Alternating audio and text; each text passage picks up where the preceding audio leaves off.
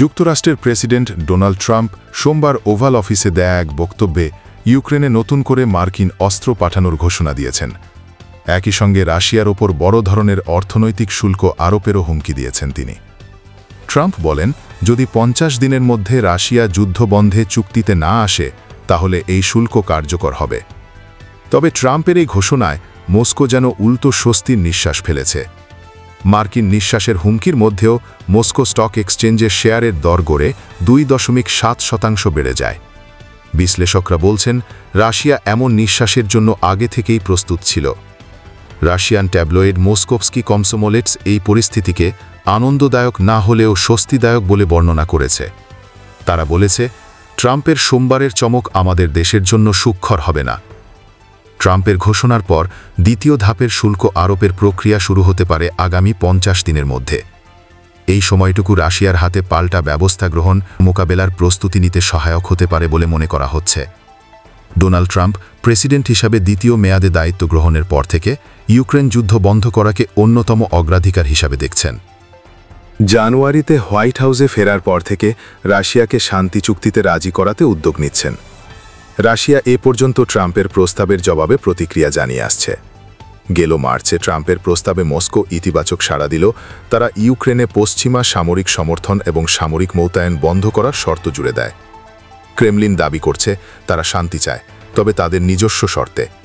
এর মধ্যে অন্যতম হচ্ছে ইউক্রেনে পশ্চিমা অস্ত্র সরবরাহ বন্ধ। অথচ ট্রাম্পের সদ্য ঘোষণায় উল্টো সেই অস্ত্র সমর্থন আরও বাড়ানোর প্রতিশ্রুতি এসেছে। রুশ প্রেসিডেন্ট ভ্লাদিমির পুতিনের প্রতি অসন্তোষ প্রকাশ করে ট্রাম্প বলেন, আমি পুতিনের ওপর খুশি নই।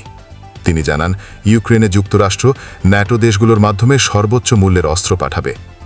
ওয়াশিংটনে ন্যাটো মহাসচিব মার্ক রুটের সঙ্গে বৈঠকের পর ট্রাম্প বলেন, আমরা নিশ্চিত করতে চাই যে ইউক্রেন যা করতে চায় তা করতে পারে। রুট জানিয়েছেন, ইউরোপীয় দেশগুলো ইউক্রেনকে প্যাট্রিয়ট বিমান প্রতিরক্ষা ব্যবস্থা সরবরাহ করবে, যা রাশিয়ার বিমান হামলা ঠেকাতে গুরুত্বপূর্ণ ভূমিকা রাখছে। ট্রাম্পও বলেন, প্রয়োজনে যুক্তরাষ্ট্র এসব প্রতিরক্ষা ব্যবস্থার পুনরায় স্থাপন বিবেচনা করবে। চুক্তিতে কী ধরনের অস্ত্র পাঠানো হচ্ছে সে বিষয়ে বিস্তারিত না জানালেও রুট বলেন, এতে ক্ষেপণাস্ত্র ও গোলা বারুদ অন্তর্ভুক্ত রয়েছে। বিশ্লেষকরা বলছেন, মস্কো এখনও মনে করছে তারা যুদ্ধক্ষেত্রে সুবিধাজনক অবস্থানে রয়েছে, তাই তারা শান্তি আলোচনার পক্ষে থাকলেও চুক্তির শর্ত নির্ধারণে নিজেদের অবস্থান থেকে সরে আসতে নারাজ।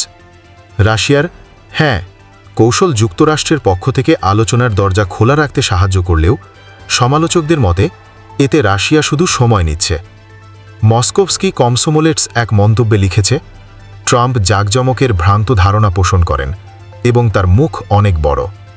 পত্রিকাটি আরও বলেছে, মোহভঙ্গ একটি দ্বিমুখী রাস্তা। রাশিয়াও মার্কিন প্রেসিডেন্টের প্রেম থেকে সরে যাচ্ছে। ট্রাম্পের ঘন ঘন অবস্থান পরিবর্তন এবং কৌশলগত দ্বৈততা এখন রাশিয়ার সঙ্গে যুক্তরাষ্ট্রের সম্পর্ককে আবারও সংঘাতমুখী করে তুলছে। নিষেধাজ্ঞা, চাপ ও অস্ত্র সরবরাহ দুই প্রান্ত থেকেই চাপ সৃষ্টি করেও কি ট্রাম্প পুতিনকে আলোচনায় আনতে পারবেন? আপাতত সেই সম্ভাবনা খুব বেশি নেই বলেই মনে করছেন পর্যবেক্ষকরা।